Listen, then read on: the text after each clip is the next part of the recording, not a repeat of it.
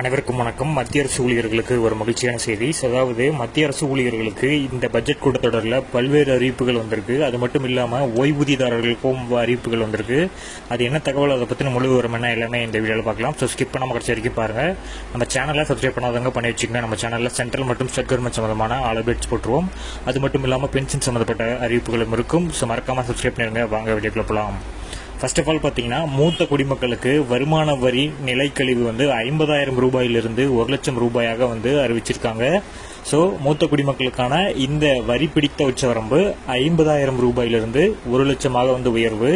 அடுத்ததாக வீட்டு வாடகைக்கான டிடிஎஸ் வரம்பு 6 லட்சமாக உயர்த்தியிருக்காங்க.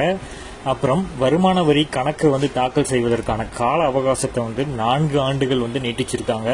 முன்னாடி 2 ஆண்டுகளா இருந்துச்சு. ஸோ அடுத்ததா பட்ஜெட்ல சொந்தமாக 2 வீடுகள் உள்ளவர்களுக்கு வரி சலுகை கொடுப்பதாகவும் அறிவிப்புகள் வெளிவந்திருக்கு. வீட்டு வாடகை மீதான வரி தள்ளுபடி 2.4 லட்சத்திலிருந்து 6 லட்சமாக உயர்வு.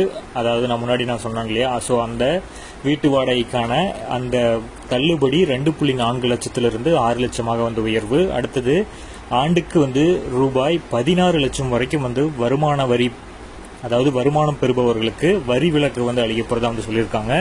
ஆண்டுக்கு 12 லட்சம் ரூபாய்க்கு வருமானம் உள்ளவர்கள் அனைவருக்கும் இந்த வரி விலக்கு பொருந்தும் அப்படிங்கிற மிக முக்கியமான அறிவிப்பு வழங்கியிருக்காங்க. இது 10 லட்சம் வரைக்கும் இருக்கும் அப்படிங்கிறத முதல்ல சொல்லிட்டு இருந்த நிலையில தற்போது 12 லட்சமாக நிர்மலா சீதாராமன் அவர்கள் அறிவிச்சிருக்காங்க. அடுத்ததாக புதிய வருமான வரி முறையில சொல்லியிருக்காங்க. இது நல்லா நோட் பண்ணிக்கோங்க. புதிய வருமான வரியில தான் இந்த 12 லட்சம் ரூபாய் வரைக்கும் வருமான வரி இல்லை. அடுத்தது வருமான வரி விலக்கு உச்சவரம்பு முன்னாடி எவ்வளவு இருந்ததுன்னா 7 லட்சம், அதை தான் தற்போது 12 லட்சமாக உயர்த்திருக்காங்க.